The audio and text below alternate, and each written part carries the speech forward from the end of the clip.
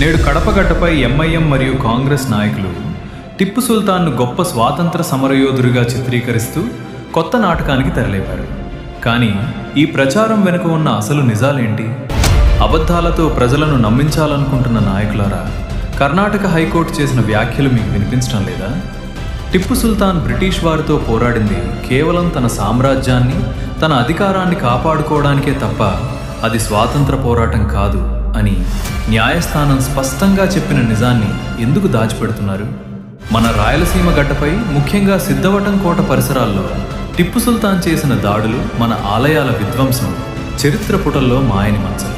తన మతపిచ్చితో వేల మందిని చిత్రహింసలకు గురిచేసి బలవంతపు మత మార్పిడులకు పాల్పడిన వ్యక్తిని దేశభక్తుడు అని పిలవటం మన పూర్వీకుల త్యాగాలను అవమానించడమే.